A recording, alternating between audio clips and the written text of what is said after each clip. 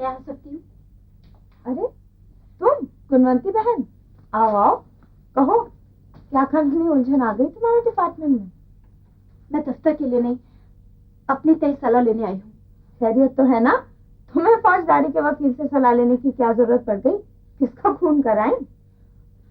मैं तो नहीं, लेकिन लगता है मेरी बहन करके आई है बम्बई में। ये वही बहन है जिसकी किसी प्रिंस से शादी हुई थी ना? तो तुमसे किसने कह दिया कि वो खून करके आई है? कहा तो किसी ने नहीं, लेकिन लगता ऐसा ही है। बम्बई से पुलिस आई है और उसे ले गई है अपने साथ। कब ले गई पुलिस? अभी थोड़ी देर पहले। तो शादी में उसका पति भी तो आया होगा ना उसके साथ? उसने भी नहीं रोका पुलिस को? उसी का तो खून हुआ है। तो शादी में उसके ना आने का तुमसे क्या कारण बताया था बहन ने? वो तो यही कहती थी कि अब उसका कुछ पता नहीं है, इसलिए हमने लापता होने की रिपोर्ट दर्ज करा दी थी। लेकिन बीच बीच में बहन ये भी कहती रही कि मुझे बचाओ, नहीं तो वो मुझे फांसी पे चढ़ा देंगे। ऐसा था तो फौरन डॉक्टर और वकील दोनों की ही सलाह लेनी चाहिए थी। और फिर तुम तो यहाँ ले आती उसे बहन के कार्यालय में। हमने डॉक्टर अपर्णा को दिखाया था, उन्होंने हिस्टीरिया डायग्नोज किया है। पुलिस तो उसे अस्पताल से ले गई है। तुमने पुलिस को ऐसा करने ही क्यों दिया? अव्वल तो तुम्हें पुलिस को ये कहना चाहिए था कि आपने जो भी बात मेरी बहन से करनी है उसके वकील की मौजूदगी में कीजिए। और फिर इतना तो कह सकती थी कि हिस्टीरिया के मरीज भला बयान देने की हालत में होते हैं क्या? मैंने बहुत कहा था, और डॉक्टर अपर्णा होती तो मैं उनसे भी कहलवा देती, लेकिन उनकी जगह पे जो डॉक्टर ड्यूटी पे था वो कहने लगा कि आपकी बहन को 24 घंटे हो गए, वो बिल्कुल शांत है और नॉर्मल बातचीत कर रही है, फिर वो पुलिस को कैसे रोक सकते हैं? यानी बम्बई की पुलिस बाकायदा गिरफ्तार करके ले गई तुम्हारी बहन को? जी नहीं, इंस्पेक्टर ने तो यही कहा है कि वो पूछताछ के लिए उसे सदर थाने ले जा रहे हैं। अगर हमने देर कर दी तो पूछताछ के लिए उसे बम्बई ही ले जाएंगे और वहीं शायद गिरफ्तार भी कर लें। चलो जल्दी चलो। कहाँ? सबसे पहले थाने।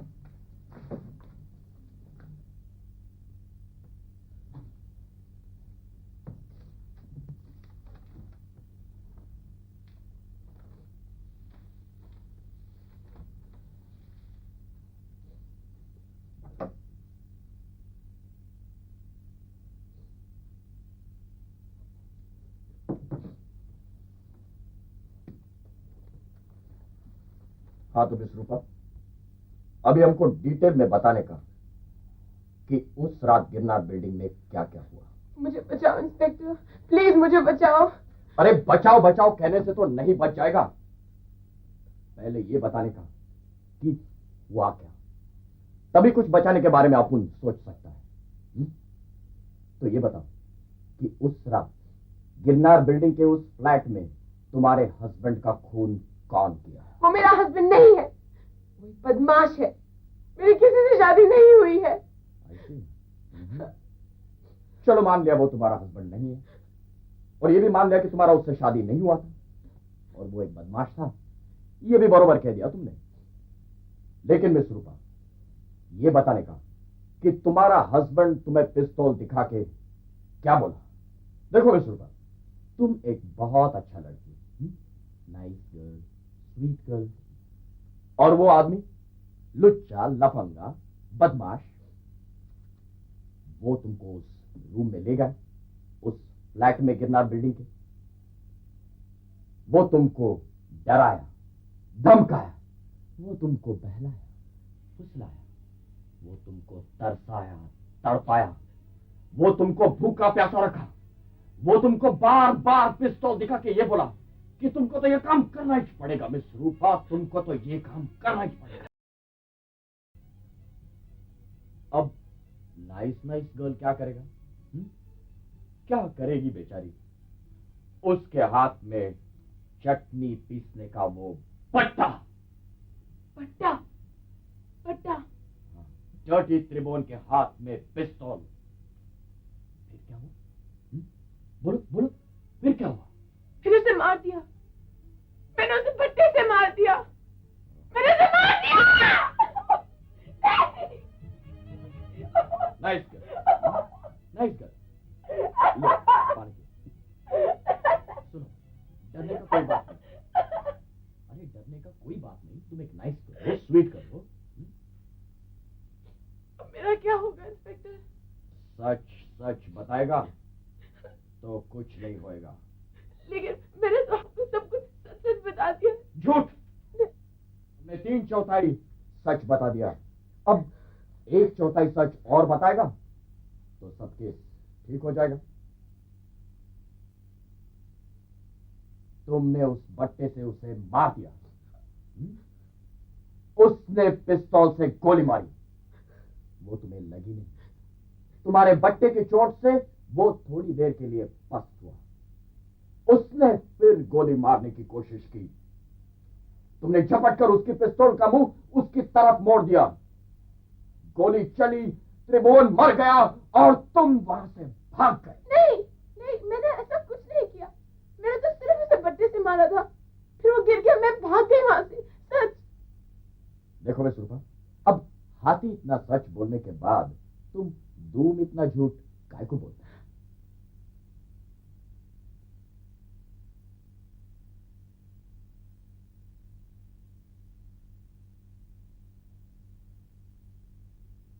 अब कुछ नहीं बताएगा, ठीक है?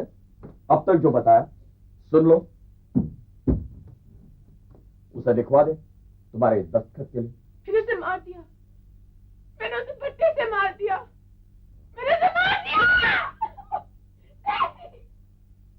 इंस्पेक्टर सामदार, मैं आपको बताना चाहती हूँ कि आप जो कुछ भी कर रहे हैं गैर कानूनी है। अभी पुलिस को कानून सिखाने वाला तुम कौन होता है? वकील, आपको मेरी मुवक्किला मिस रूपवंती और रूपा से उनके डॉक्टर की परमिशन के बगैर या फिर उनके वकील की गैर मौजूदगी में बात करने का कोई भी हक नहीं है। बात तो मैं कर लिया। जो बात आपने डराधम करके कर भी ली है उसकी कोई कानूनी अहमियत तो है नहीं। आई सी, रियली?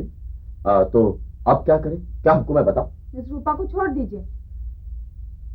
आपके पास कोर्ट का कोई ऑर्डर है? कोर्ट का ऑर्डर तो आपके पास भी नहीं है। कोर्ट को मैं मूव करूंगी बेल के लिए। चलो मजली, घर चलो। नहीं, इतना जल्दी नहीं। अल्लू अल्लू, आपका एंटिसिपेशन लेट हो गया है। आप इन्हें यहाँ किस गैर कानूनी ढंग से रोके रख सकते हैं? आपके पास कौन सा कोर्ट का ऑर्डर है? दिखाइए। वारंट ऑफ अरेस्ट है? वारंट ऑफ इन्वेस्टिगेशन है? आपने इन्हें हिरासत में लिया कैसे? बात तक कैसे किया आपने इनसे? आराम से बोलता है, ये एक पुलिस स्टेशन है, कोर्ट रूम नहीं। ना तो मैं एक विटनेस। मैं किसी भी खून के मुजरिम को शक पे भी बिना वारंट के अरेस्ट कर सकता हूं, अपने थाने के बाहर भी। और वैसे मैंने दिल्ली पुलिस से परमिशन तो ले ही ली। कोर्ट को तुमने मूव किया तो अभी उधर ही बात करेगा। नहीं नहीं नहीं नहीं, ऐसा नहीं हो सकता, नहीं हो सकता भागवंती। कुछ गलती हो गई, बड़की के समझने में गलती हो गई। तुम जाकर पता तो करो, बड़की बेचारी आखिर अकेली क्या क्या कर सके। अरे बहू अभी घर में आई और उधर दामाद के गुजर जाने की खबर, पुलिस का केस। मुझे जरा जरा सा भी खुश ना देख सके ऊपर वाला। नहीं नहीं, कोई गलती हुई है भागवंती, को गलती हुई है, कोई गलती हुई है। ऊपर वाला इतना बेरहम ना है। मन, तुम जाकर पता तो करो क्या बात है। जाता हूँ जी, जाता हूँ। मेरी तो किस्मत में यही अस्पताल और थाने लिखेंगे इस खुशी के मौके पे भी। जाता हूँ।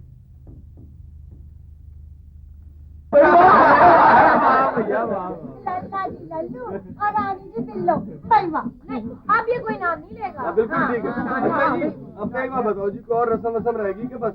नहीं बस अब छुट्टी। अरे बस कैसे, अभी तो खास रस्म बाकी है। कौन सी रस्म जी?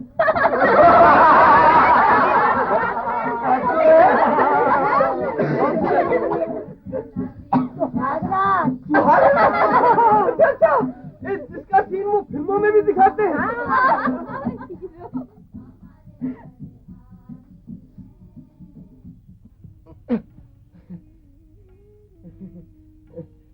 क्या है कि हम तुम भी कमरे में बंद हो गए और चाबी अंगूरी भाभी के पास है।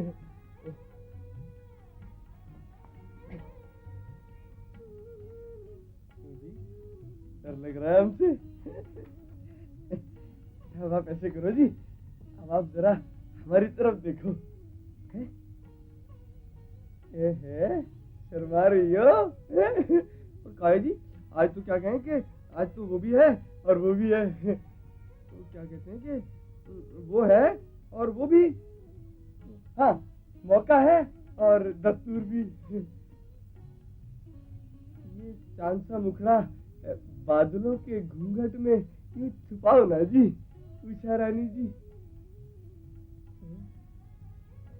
देखो जी, बुरा न मानो जी, सुहाग रात है जी, इसलिए घूंघट उठा रहा हूं मैं।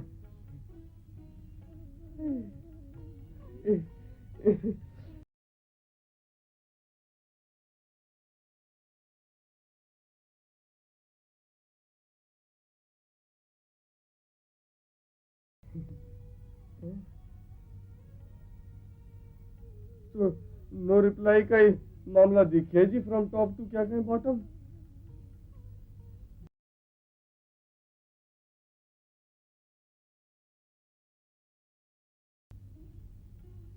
चश्मे Baddoor, oh what a beautiful name, Chashme बद्दूर।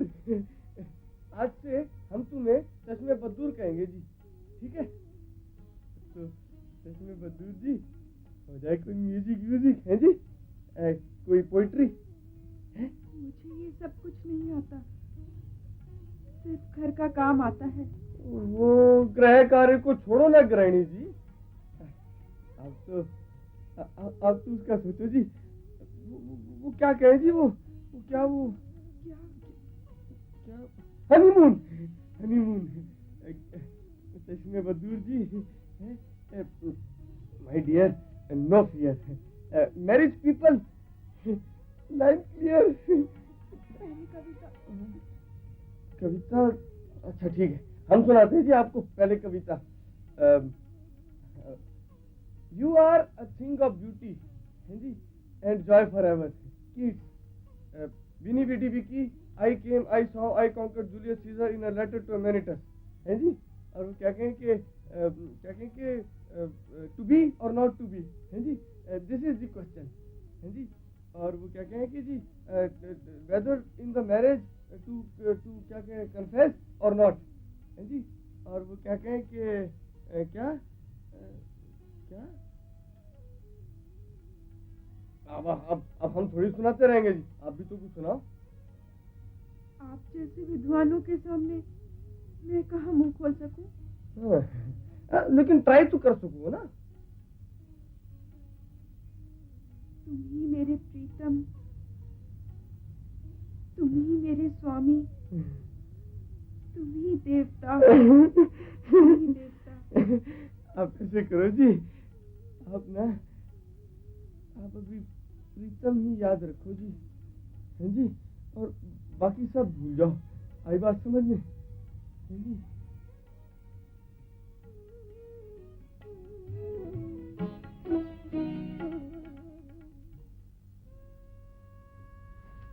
पूरे पैर पड़े जी उसके घर में।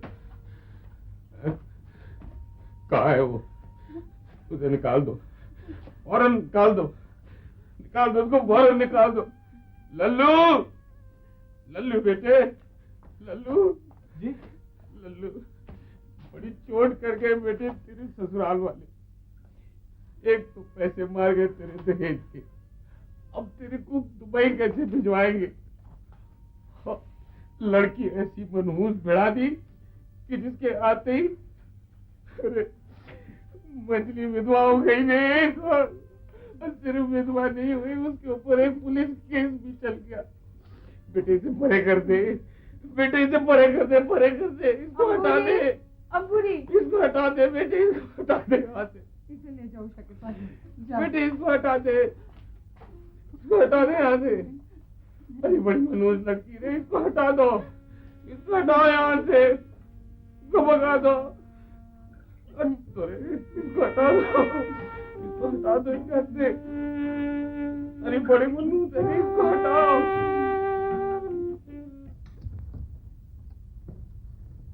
इतनी रात के कहाँ जा रही है बहू?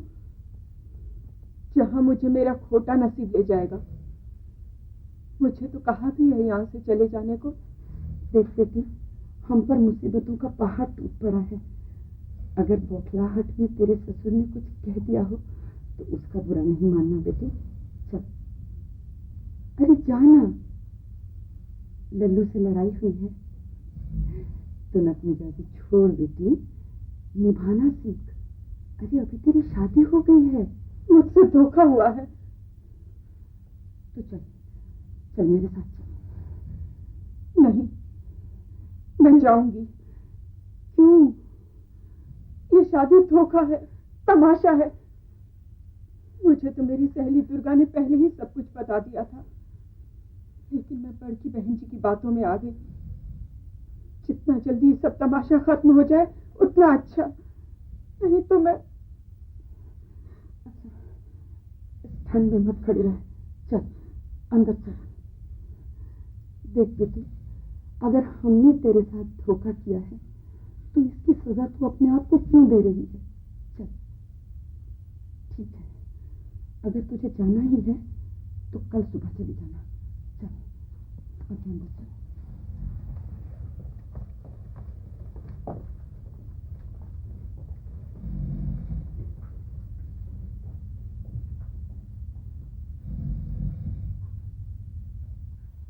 मेरे पास तुझे देने के लिए कुछ भी नहीं है री। ना कोई पुश्तैनी सतलड़ हार, ना भरे पूरे भंडारे की चाबी, साड़ियों से भरी संदूक भी नहीं है, और ना ही चांदी सोने के सिक्कों से भरी पोटली। अरे मेरे पास तो तुझे खिलाने के लिए दूध मलाई भी नहीं है री बिल्लू रानी। मेरे पास तो 5 बेटियों के आंसुओं से सींचा हुआ ममता का ये आंचल है, इसे दे सकती हूँ।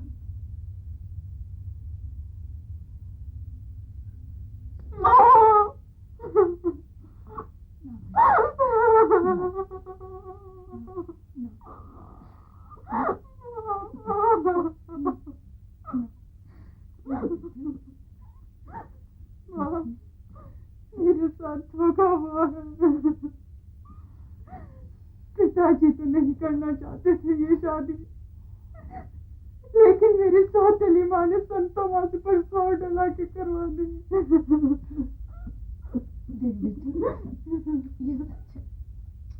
ये सच है कि जिससे तेरी शादी हुई है वो दुबई में नौकरी नहीं करता है, पर वो बहुत अच्छा कारीगर है। अगर मन लगाकर यहाँ धंधा जमा ले तो तेरे और अपने लायक काफी कमाई कर लेगा बेटी। मैंने अपनी तनख्वाह में से बचाकर 3000 रुपए जमा कर रखे थे। शादी से पहले पिताजी ने मांगे कि दहेज में देने के लिए चाहिए। मैंने कहा अगर दहेज देकर मेरी शादी हो तो मत कीजिए। वो बोले, उषा ये पैसा तूने दुबई में जाने के लिए तेरा टिकट कटाने के लिए चाहिए। मैंने दे दिए, लेकिन शादी होती ये मांग होने लगी कि 5000 और दो। देख बेटी, ये तो मैं नहीं जानती हूँ, मैं तो सिर्फ यही जानती हूँ कि उस दलाल ने बाहर नौकरी दिलाने के लिए 5000 रुपए मांगे थे। 3000 इन्होंने संधि जी से मांगकर दे दिए थे, 2000 और देने थे, मगर वो अभी 5000 और मांग रहा है। लेकिन मुझसे तो किसी ने नहीं कहा कि जिससे मेरी शादी हो रही है वो बेरोजगार है, और उसे रोजगार दिलवाने के लिए मेरे पिताजी को 8000 रुपया लगाना पड़ेगा। सब कुछ सच सच बोलने वाली बड़की बहन जी ने नहीं। हम पैसे का इंतजाम कहीं और से कर लेंगे बेटी, तुझे कोई परेशान नहीं करेगा, कोई नहीं करेगा तुझे परेशान, कोई नहीं करेगा। मझली तो अपने किए का फल भुगत रही है, मगर वशिष्ठ राम जी बेचारी उषा रानी को किस बात की सजा दे रहे हैं? वो कहते हैं कि मनहूस है, घर में बदनसीबी लाई है। दरअसल उषा रानी तो खुद बदनसीब है कि उसे धोखे से एक बेरोजगार लड़के से ब्याह दिया गया है। मझली का पतन इस घर में त्रिभुवन का पैर पड़ने से हो सकता है। उषा रानी का पैर पड़ने से मझली के पतन का क्या संबंध? कोई बसेसर राम जी से पूछे कि क्या आपकी बेटी मजली को उषा रानी ने त्रिभुवन के साथ बंबई भगाया था? क्या उषा रानी ने आपकी बेटी को मजबूर किया था कि वो त्रिभुवन पर बट्टा दे मारे? इस तरह किसी को भी मनहूस ठहराना बहुत ही गलत बात है। उषा रानी को इसलिए भी कोसा जा रहा है कि उसके बाप ने दहेज में इतने रुपए नहीं दिए कि दुबई वाले दलाल का पेट भरा जा सके। अगली किस्त में यही दुबई वाला किस्सा कुछ और समझेंगे। कश्मीरी में अच्छे लखू, यानी कि हम लोग।